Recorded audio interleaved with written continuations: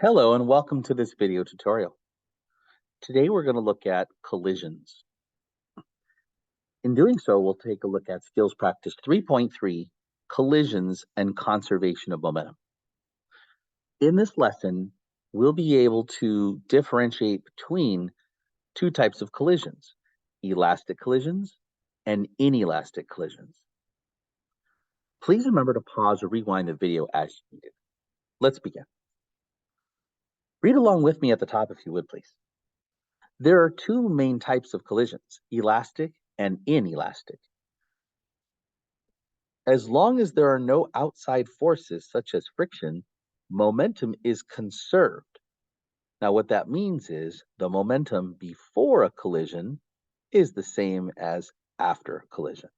And we saw that take place in our conservation of momentum lab in class a few weeks back. First, let's remind ourselves how to perform a momentum calculation. Let's scroll down to question number 1. Please remember to use your formula sheets that we put together in class that will help you decide what the correct formula should be. Remember, for momentum, it's going to be as simple as mass times velocity. If we encounter an elastic collision, that's going to be m1 v1 plus m2 v2 equals m1 times v1 prime plus m2 times v2 prime. And if you recall, an elastic collision is one in which the two objects bounce off each other. And when they do so, they'll have two final velocities after collision. As opposed to, let's say, an inelastic collision, which starts off with one or both objects having momentum, but the point is they collide. So m1 v1 plus m2 v2. This, by the way, of course, represents the initial total momentum before collision.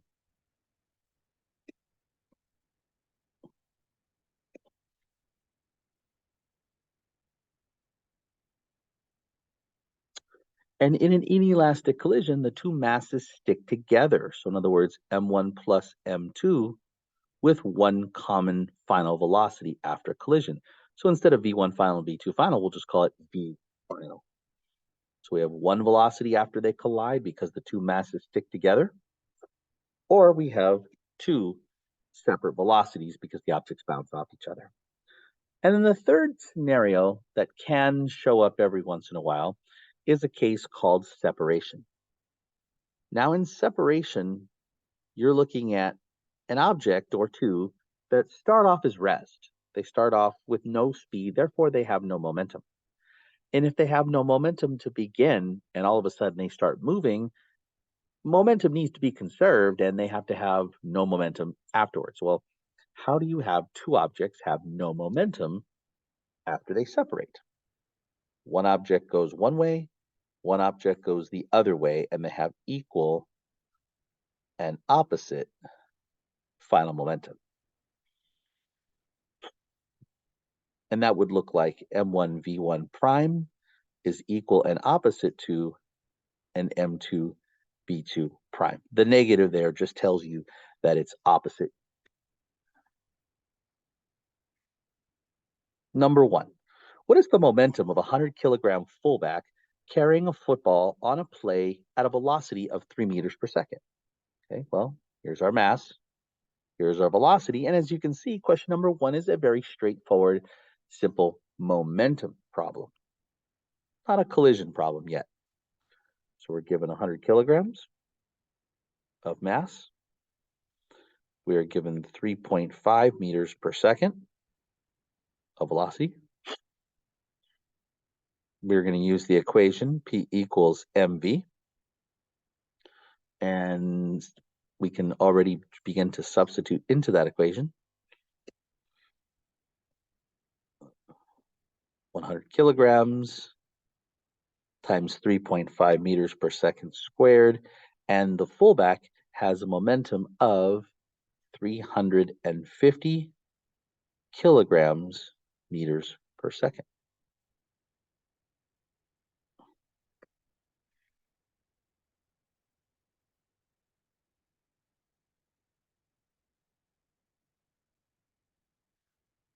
Number 2, what is the momentum of a 75 kilogram defensive back chasing the fullback at a velocity of 5 meters per second? So we have smaller mass, faster velocity. Let's see what's going on with that. Still looking for momentum. 75 kilograms of mass.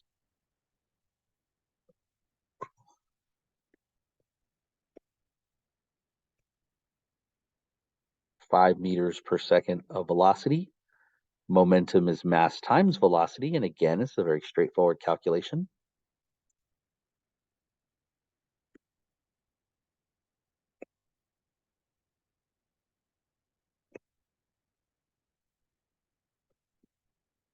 .75 kilograms times 5 meters per second. And if we run that calculation, we get the momentum of the defensive back is 375 kilograms meters per second. Okay, now why is this important? Well, let's say these two players hit head on.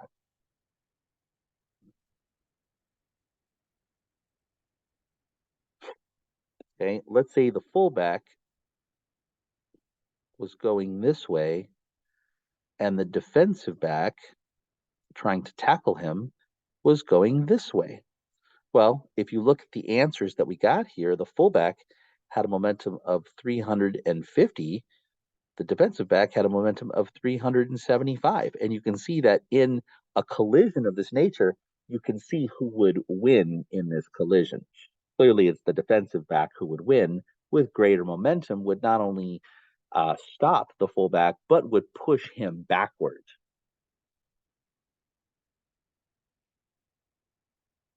Now let's take a look at an actual collision between two masses. Number 3, read along with me, please. A 2,000 kilogram railroad car moving at 5 meters per second to the east collides with a 6,000 kilogram railroad car moving at 3 meters per second to the west. If the cars couple together, what is the velocity after collision? All right, so essentially we have two cars that are crashing into each other and they couple together. That means they stick together. Okay, and they have one common velocity after collision. So this is very helpful in deciding the concept of the question. The concept would be that this is an inelastic collision problem.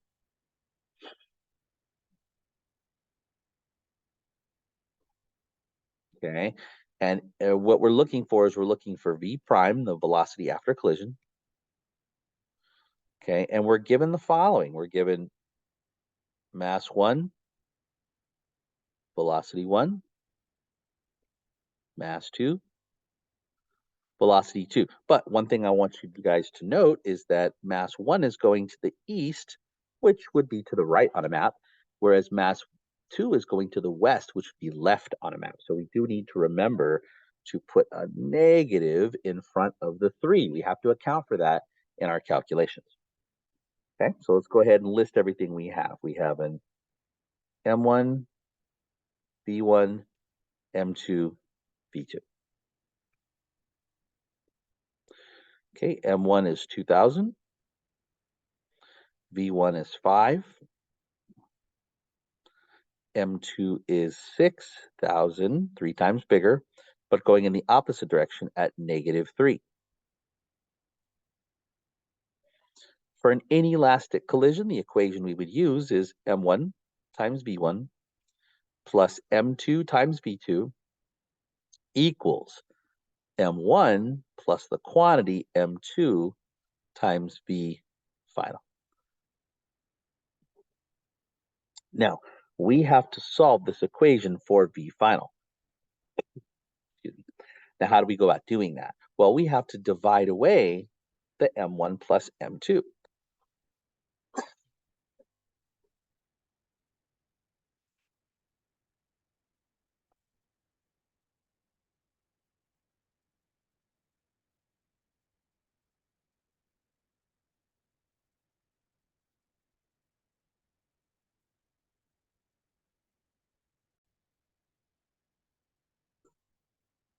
Okay, so now to solve this equation for v prime, which is the final velocity of the two railroad cars stuck together, we're going to have to divide away this sum of m1 plus m2 that's multiplied times. The opposite of multiply is, of course, to divide. That cancels. Now, please be careful. Don't go canceling masses like that. Don't do that, okay? Instead, what we're going to do is we're going to plug in, so we have v prime, we're going to plug in for all of these numbers that you see here, okay? And it's going to look like this.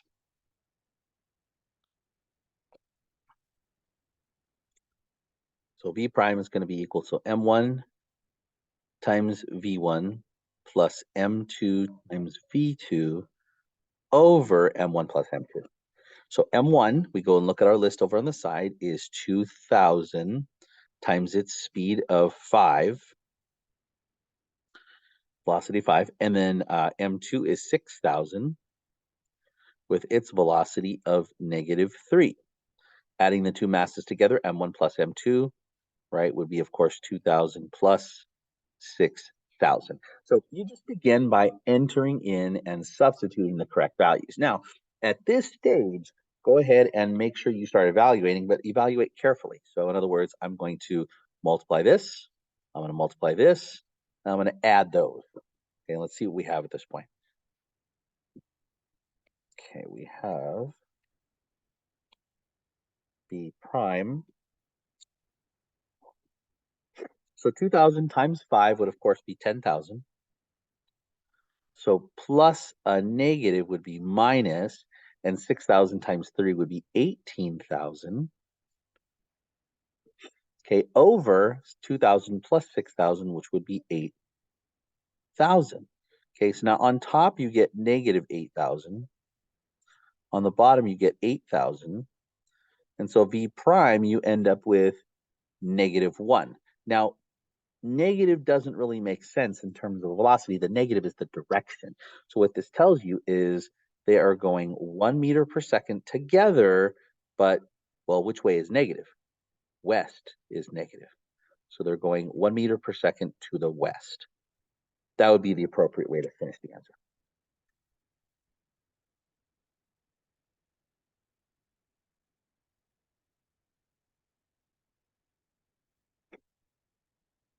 Number 4. We have a 4-kilogram ball moving at 8 meters per second to the right, collides with a 1-kilogram ball at rest. After the collision, the 4-kilogram ball moves at 4.8 meters per second to the right. What is the velocity of the 1-kilogram ball? Well, again, so you have two objects colliding with each other, so this is a collision. But since the objects appear to have separate velocities after collision, well, we can see this and be able to identify this as inelastic collision.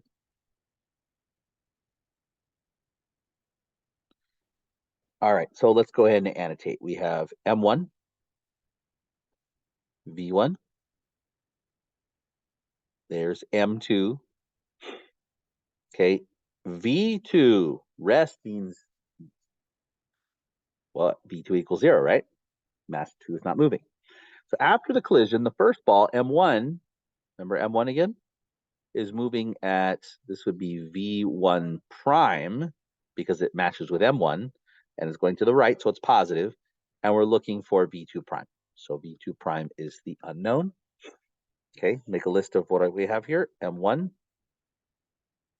is 4 kilograms, V1, 8 meters per second, M2, 1 kilogram, V2 is 0, and then finally V1 prime is 4.8. All right, so that's all we have listed. The equation we're going to use for an elastic collision is M1V1 plus M2V2 equals M1V1 prime plus M2V2 prime. Okay, now you're solving this equation for V2 prime. But recall that V2 is 0. So that means M2 times V2, this whole thing is 0. So we just eliminated right, a large portion of the equation. It's kind of nice because now it's going to become a little simpler to solve. Okay, so let's first begin by writing down the equation that's left. So we have m1 v1 equals not m2, m1 v1 prime plus m2 v2 prime. And again, we're solving for v2 prime. So what we have to do first is we have to subtract the m1 v1 over to the left-hand side. And if we do that, we get m1 v1 minus the m1 v1 prime we moved over equals m2 v2 prime.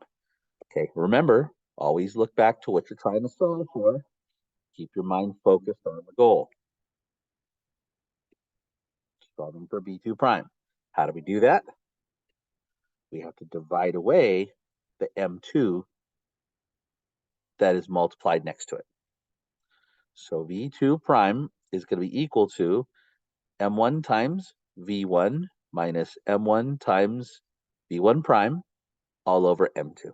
Let's plug into that. So m1 was 4, m2 was v1. So m1 times v1, 4 times 8. Then we have m1 again, which was 4 times v1 prime, which was 4.8. And then looks like mass 2 was 1 kilogram. 1 kilogram. So, okay, we're going to evaluate this. So 4 times 8 is 32 minus, now 4 times 4.8, right? That's about 19.2, right? And then divide by 1. So this is going to be easy because divided by 1, of course, is just, well, whatever the numerator is. So 32 minus 19.8 would be 12.8 meters per second. Since the answer is positive, that means the second ball is moving to the right after collision.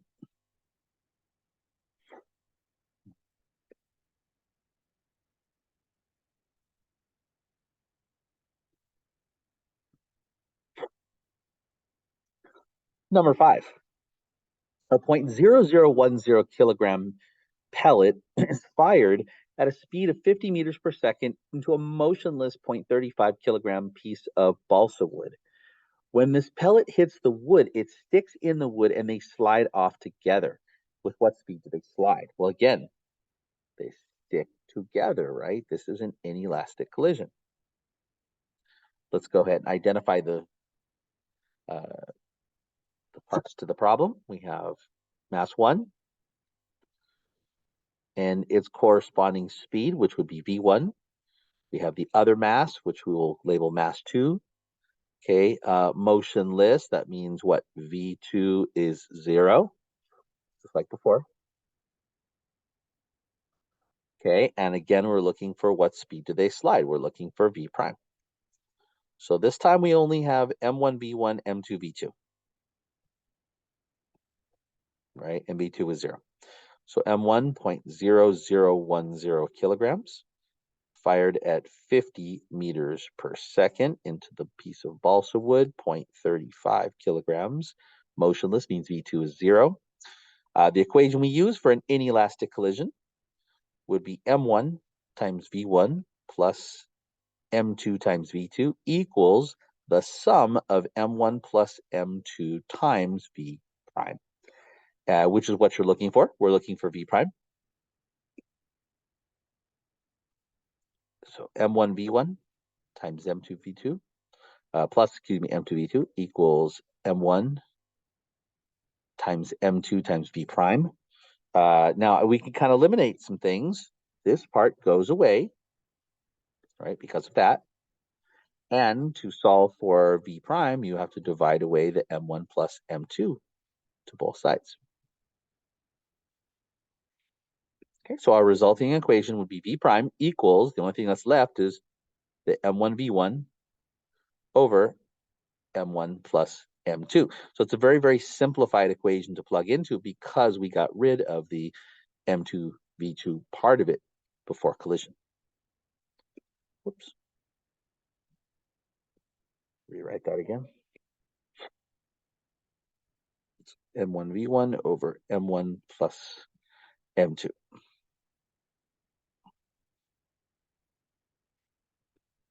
All right, so m1, 0.0010 kilograms, going at 50 meters per second. Add the sum of the masses.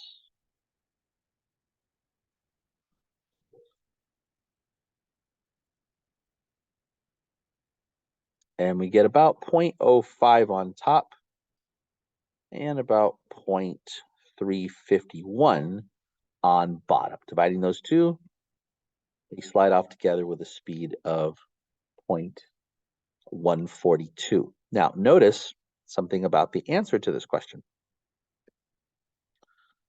Notice I didn't put a left or a right or a direction. Well, I didn't need to. The question didn't ask me for a velocity, it asked me for a speed. So we have to make sure we know the difference. Speed is the magnitude of your velocity. Velocity is a vector quantity and needs a direction attached to it. All right. And in our final question, number 6, it says that Terry, a 70-kilogram tailback, so that would be mass 1, runs through his offensive line at a speed of 7 meters per second. That would be his corresponding V1.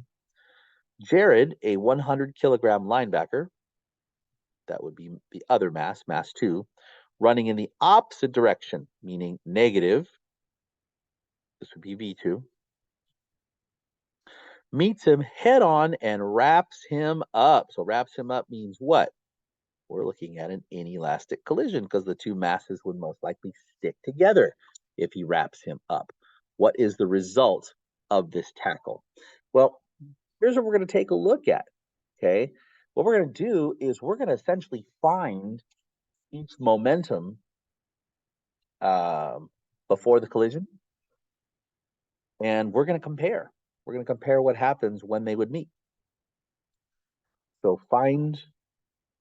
the goal for this one is going to be to find each, remember momenta is plural for momenta, and compare, right? Because we want to find out what is the result of the tackle. Well, this will allow us to do that. So we list our stuff. M1 is 70 kilograms. Corresponding V1 is 7 meters per second. M2 is 100 kilograms. V2 is 6 meters per second, but going in the opposite direction would make it -6. Okay, and we're going to be using the equation, of course, mass equals velocity. So what I'm going to do is I'm going to split this in half so we can kind of examine Terry and Jared's momenta separately. So for Terry, okay, momentum equals mass times velocity. We'll call this P1, M1, V1. So P1, we're going to go 70 times 7. And Terry's momentum would be 490 kilograms meters per second, but moving forward. He has forward momentum.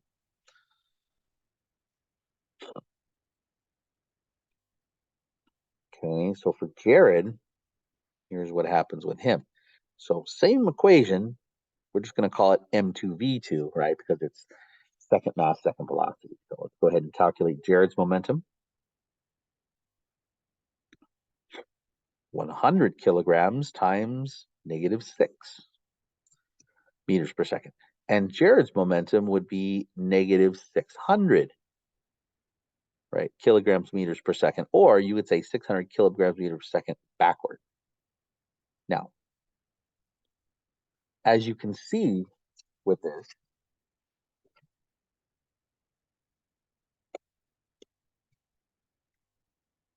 Jared clearly has more momentum before collision. So upon colliding, what's going to actually happen here?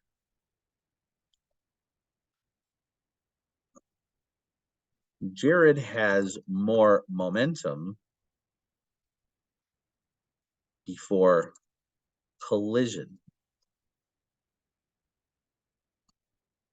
When they collide,